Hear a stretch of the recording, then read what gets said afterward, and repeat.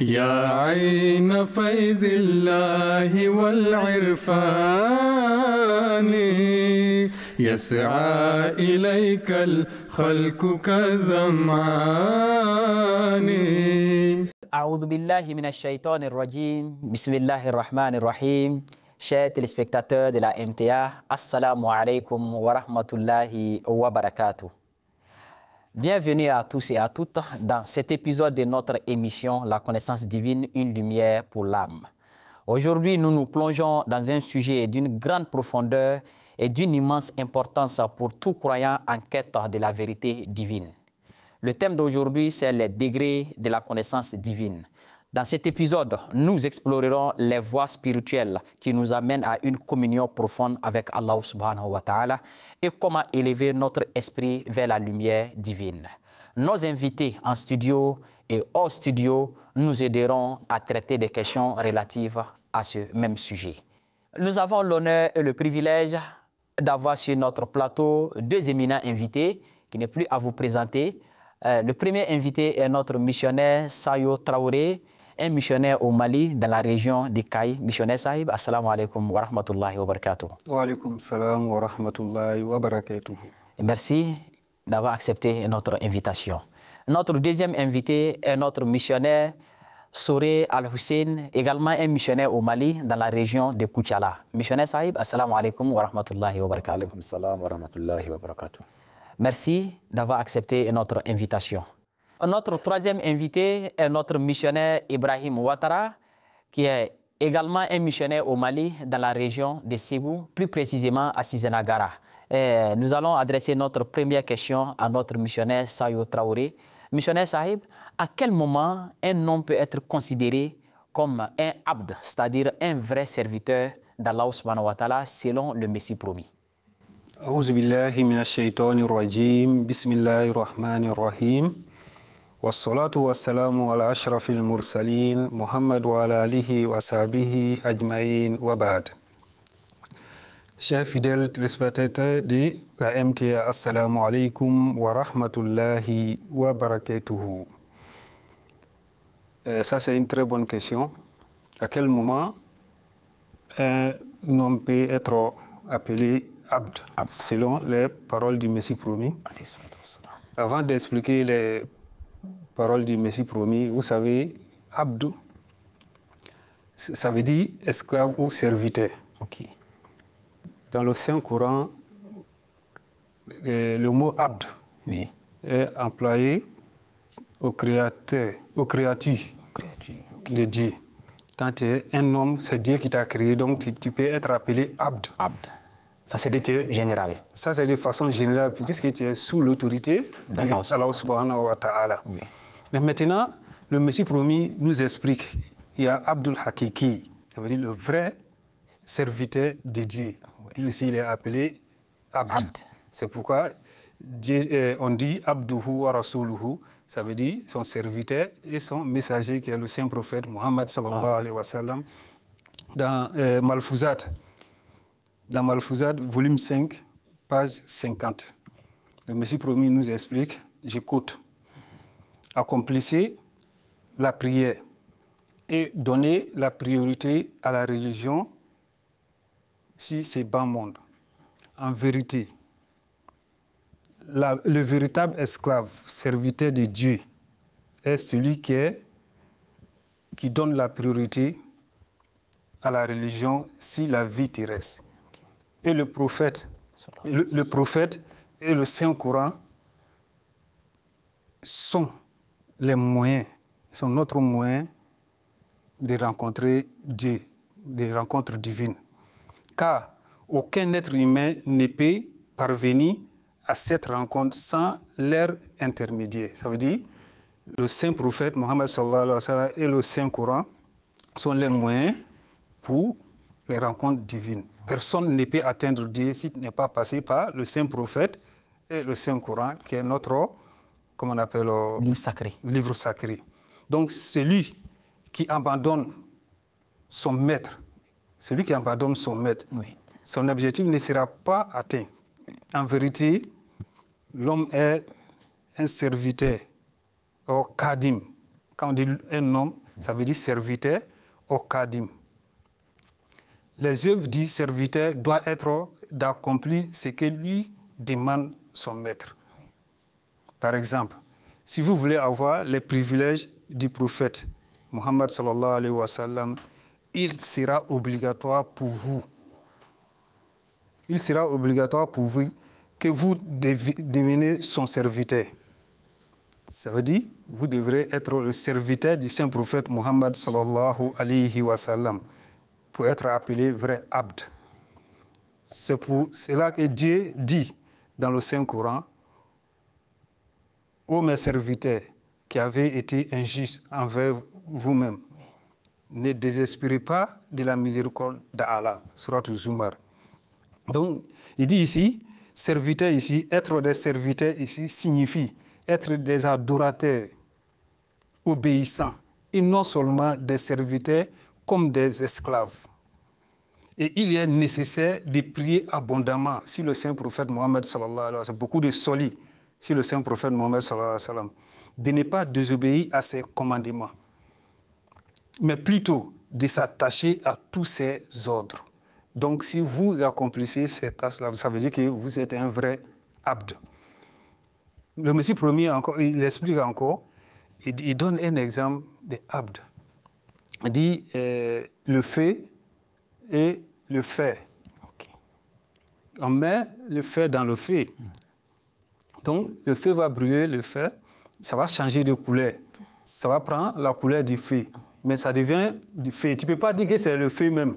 Mais si tu mets ta main sur le feu, ça va te brûler aussi. Puis c'est rouge comme le feu. Mais on appelle toujours que c'est le feu. Parce que le feu aura le même effet que le feu. Ça veut dire que le feu a obéi au feu. Au feu. Donc, dans le jargon arabe, on dit Abadal Hadidu an-Nara. Ça veut dire quoi? Le feu a adoré, comment on appelle, le feu. Mais ça veut dire ici, a obéi au feu. Donc, c'est la même chose. Un homme, si vous obéissez aux ordres d'Allah subhanahu wa ta'ala, vous éloignez des interdits d'Allah subhanahu wa ta'ala, vous l'obéissez comme il se doit, vous devenez l'abd d'Allah subhanahu wa ta'ala. Donc, à titre d'exemple, même si un père qui a des enfants, l'enfant qui l'obéit, il va dire « Ah, ça, c'est mon vrai enfant. Oui. » Voilà, donc ça veut dire « Abdul Akiki », c'est celui qui obéit aux ordres d'Allah subhanahu wa ta'ala, selon le Messie promis, alayhi salam. Jazakumullah Hassan al-Jaza, nous disons merci beaucoup à notre missionnaire, Sayo Traoré. Notre missionnaire Ibrahim Ouattara, il est avec nous dans cette émission. Nous l'avons posé la question à savoir comment peut-il nous expliquer, n'est-ce pas, la philosophie de la renaissance spirituelle et son importance dans la vie d'une personne. Donc, pouvez-vous nous expliquer la philosophie de la renaissance spirituelle et son importance dans la vie moderne? Je crois que c'est ça. Alors, la philosophie de la renaissance spirituelle est un concept profond. Il faut le savoir. Alors, qui vise à rétablir, n'est-ce pas, la connexion entre l'homme et Dieu dans le monde dominé par le matérialisme et la confusion morale. En ce monde de matérialisme et de confusion morale-là, donc, cette renaissance, n'est-ce pas, vise à rétablir la connexion entre l'homme et ce monde matérialiste et, n'est-ce pas, de confusion. Voilà, je ne sais pas si on comprend un peu. Alors, cette philosophie ne se limite pas à un simple retour aux pratiques religieuses. Elle englobe une transformation complète. Il faut une transformation vraiment complète, radicale de l'âme humaine. Une transformation profonde, guidée par les enseignements divins. Alors, la renaissance spirituelle commence par une prise de conscience. Ça commence d'abord par une prise de conscience que l'homme a besoin, n'est-ce pas, de plus que des biens matériels, n'est-ce pas, pour s'épanouir. Parce que souvent, la plupart du temps, c'est ce que nous pensons. Nous pensons effectivement que c'est le matériel qui peut, n'est-ce pas, nous épanouir. Alors, le Saint-Coran déclare, en vérité, c'est dans le souvenir de Dieu que le cœur trouve la paix. Allah bizikrillahi tatma'innul qulubu. Ça veut dire que ça, c'est dans le souvenir, n'est-ce pas, de Dieu que nous avons la paix interne, la tranquillité du cœur. Vous voyez, donc cette paix qui est, n'est-ce pas, absente dans la vie de nombreuses personnes aujourd'hui ne peut être atteinte que par une connexion sincère avec le divin. Si nous espérons retrouver cette paix-là, alors nécessairement, il va falloir, aujourd'hui en tout cas, il va falloir qu'on se connecte avec Dieu. Donc la renaissance spirituelle invite chaque individu à chercher cette connexion en purifiant son cœur des distractions mondaines. Pour pouvoir nous connecter à Dieu, il va falloir nous départir, n'est-ce pas, des plaisirs mondains, des distractions mondaines. Et en adoptant, n'est-ce pas, une vie consacrée à Dieu. Vous voyez, notre vie doit être entièrement consacrée à Dieu. Si Dieu dit dans le Coran, وَمَا خَلَقْتُ الْجِنَّ وَالْإِنسَ إِلَّا لِيَعْبُدُونِ. Donc c'est le but même de notre création, nous consacrer à Dieu. Voilà. Un autre pilier de cette philosophie est l'idée que la foi et la raison, n'est-ce pas, ne sont pas opposées. Bien entendu. Mais plutôt complémentaires. La foi et la raison se complètent. Ce ne sont pas des entités qui sont, n'est-ce pas, opposées. Ça se complète. Voilà. La renaissance spirituelle encourage l'initiation de la réflexion et de la logique, par exemple, pour comprendre et appliquer, n'est-ce pas, les enseignements divins dans la vie quotidienne. Vous voyez? Donc, vous allez voir aussi que ce n'est pas la religion qui va dire le contraire de cela. Donc, ce n'est pas des choses qui sont opposées. Alors, cela permet à l'homme moderne, souvent sceptique, c'est vrai, la logique là permet souvent à l'homme moderne sceptique de voir la sagesse et la patience des principes spirituels dans le monde complexe, dans un monde complexe. Vous voyez? Parce que ce monde-là, n'est-ce pas, aujourd'hui est plein de scepticisme. C'est-à-dire que des gens qui ne sont pas optimistes, qui ne croient plus en rien, qui sont désespérés. Donc ça nous permet, n'est-ce pas, de comprendre les réalités divines.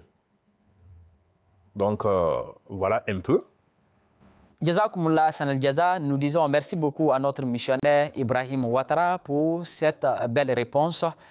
Et chers téléspectateurs, je vous précise que vous êtes dans notre émission La connaissance divine, une lumière pour l'âme. Le thème d'aujourd'hui, c'est les degrés de la connaissance divine.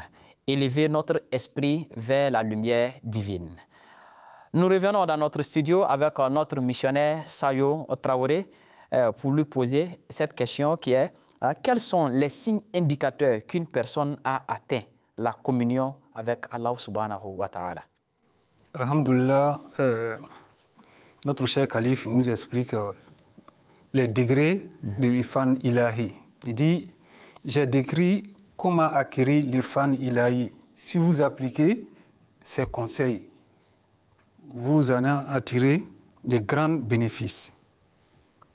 Si Dieu le souhaite, j'évoque ci-dessous brièvement quelques-uns de ces signes, les signes indicateurs qui montrent que vous avez atteint l'Irfan Ilahi. Il dit, il en existe deux catégories, externes et internes. Il y a un hadith du Saint-Prophète sallallahu alayhi wa sallam qui nous indique. Il dit, le dévot, par ses actes facultatifs surrogatoires, s'approche de Allah subhanahu wa ta'ala jusqu'à ce que ses membres deviennent les membres de Dieu. sa main devient la main de Dieu, sa bouche, ses oreilles. Donc le calife explique que les faraïd, les adorations obligatoires ne suffisent pas. On doit accomplir les adorations, les actes surrogatoires facultatifs aussi. Cela va vous amener à atteindre le degré, l'état où votre bouche devient la bouche de Dieu, la main devient la main de Dieu, le pied devient le pied de Dieu. C'est comme dans le Saint-Coran, Dieu dit « Wama ramaïta, iz ramaïta, walakin Allah rama ». Dieu dit ce que vous avez lancé. Dieu dit au Saint-Prophète, ce que vous avez lancé, vous n'avez pas lancé. C'est Dieu qui l'a lancé. Vous voyez, Dieu affirme que sincèrement, c'est le Saint-Prophète qui a lancé, mais que c'est lui Dieu qui a lancé. Donc ça veut dire que la main de Dieu et la main du Saint-Prophète, sallallahu alayhi wa sallam, est devenue la main de Dieu par ses actions, les actes surrogatoires qu'il a pu accomplir. Donc maintenant, vous voyez, à travers ces adorations externes, vous allez atteindre un degré qui est toutes vos actions deviennent actions de Dieu. Donc c'est pourquoi Dieu dit dans le Saint-Coran, Sibgat Allah. Donc vous allez, la couleur de Dieu. Oui. Donc la couleur de Dieu, là, notre cher calife a expliqué. Ça, c'est les attributs de Dieu. Donc si on doit imiter la couleur de Dieu, c'est les attributs de Dieu. Donc maintenant, vous allez atteindre ces niveaux-là. Donc, interne, c'est deux catégories, externe et interne. Donc, externe, c'est l'exact qu'on voit. Mais vous allez atteindre un degré que vous et les autres croyants, vous n'êtes pas du même monde. Parce que vous voyez les péchés internes que vous pouvez éviter. Mais les autres ne peuvent pas éviter ces péchés-là, puisqu'ils ne voient pas. Et vous pouvez voir les actions aussi qui sont louables et les bonnes actions que vous pouvez les accomplir. Mais les autres ne peuvent pas voir. C'est pourquoi le calife donne un exemple du Saint-Prophète Mohammed sallallahu alayhi wa sallam. Il dit, le Saint-Prophète priait. Il accomplissait le jeûne, hajj. Les suivants du Saint-Prophète, les compagnons du Saint-Prophète Mohammed sallallahu alayhi wa sallam, priaient aussi comme lui. Ils jeûnaient comme lui. Ils faisaient, comme on appelle, le hajj comme lui, zakat, tout ça. Mais ça, c'est externe. Le Saint-Prophète avait quelque chose qu'ils n'avaient pas. Il avait une chose interne. Voilà, qu'ils n'avaient pas. Ça veut dire que le Saint-Prophète avait une capacité de compréhension, de discernement des mauvaises actions. Et les bonnes actions. Et les bonnes actions. Qu'eux n'ont pas encore appris. Voilà, donc les mauvaises actions, ils pouvaient les éviter facilement. Et les bonnes actions internes, ils pouvaient les accomplir, ils ne pouvaient pas. Donc, il était en avance sur eux. Donc, si vous atteignez cet état, ça c'est un état, maintenant une étape pour atteindre l'irfan ilahi. Donc, vous allez savoir que maintenant, ça, ce sont des signes que j'ai commencé à m'approcher de Dieu, à connaître Dieu. Donc, vous devenez initialement d'abord un connaisseur de Dieu. Mais il y a l'autre étape, Inch'Allah. Inch'Allah. Vraiment, jazakumullah hasan al-jaza. Ça, ce sont les signes indicateurs, n'est-ce pas, que quelqu'un a atteint la connaissance divine. Vraiment, merci beaucoup. Relative à la question, la réponse que vous avez donnée tout à l'heure, vous avez dit que c'est deux signes, ou soit deux catégories. Donc, vous avez expliqué la première catégorie. Donc, maintenant, nous allons nous adresser à notre missionnaire, Souré Al-Hussein. Missionnaire Souré Al-Hussein, voilà, donc, pour qu'il nous explique, voilà, n'est-ce pas, le deuxième signe, voilà, indicateur.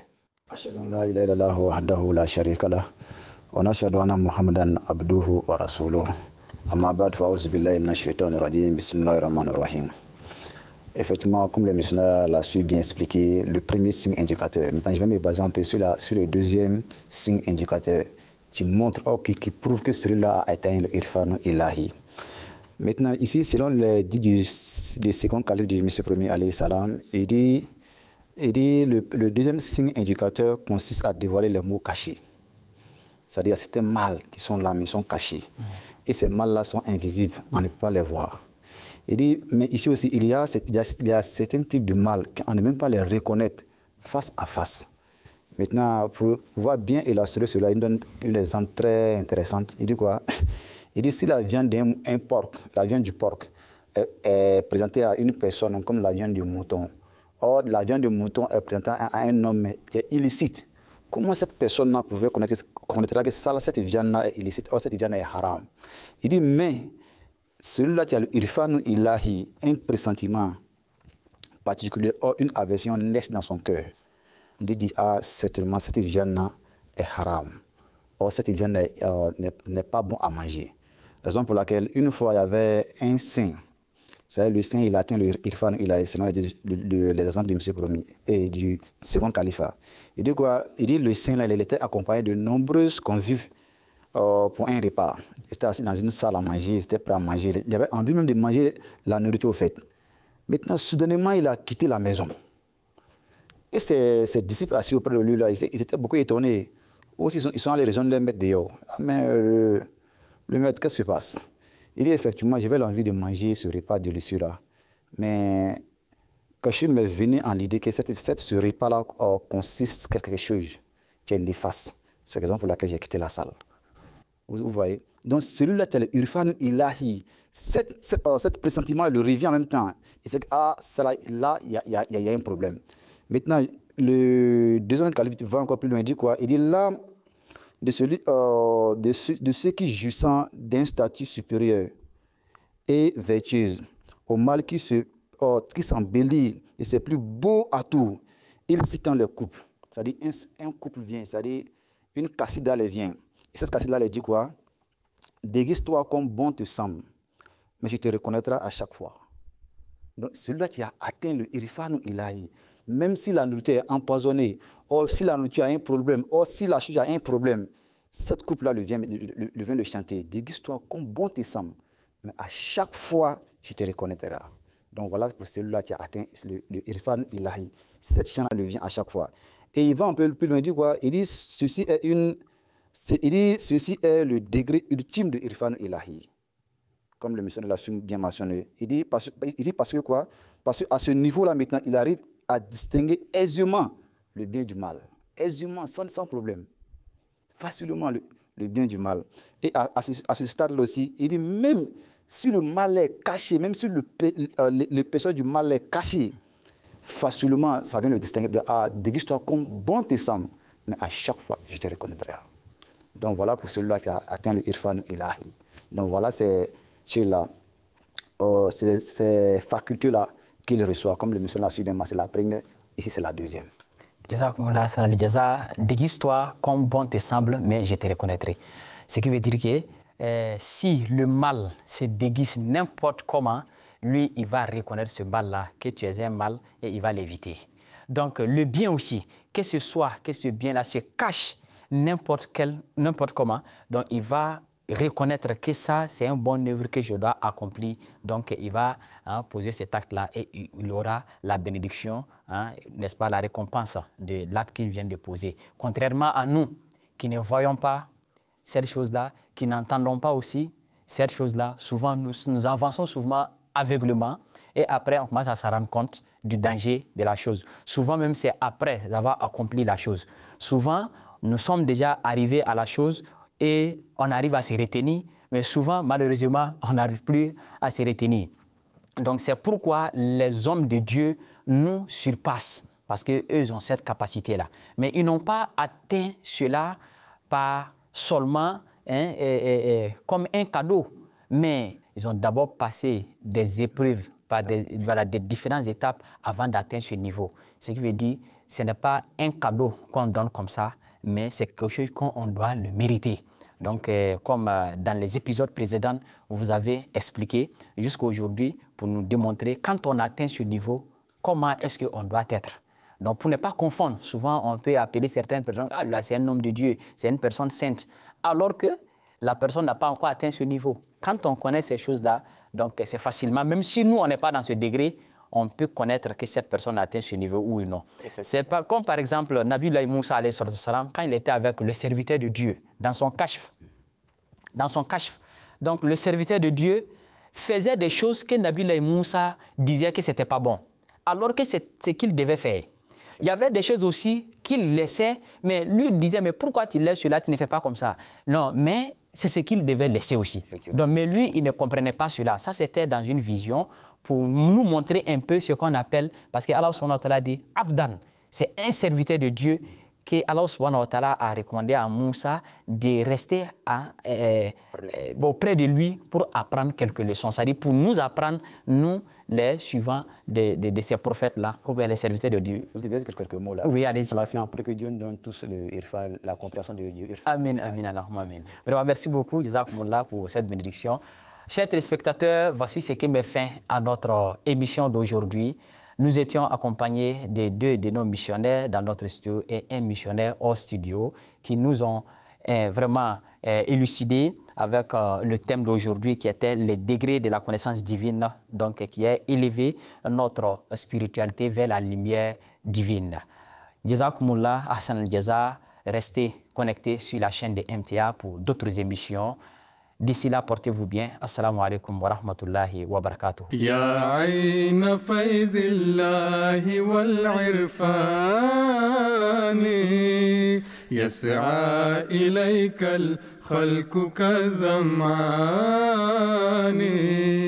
يا رب صل على نبيك دائما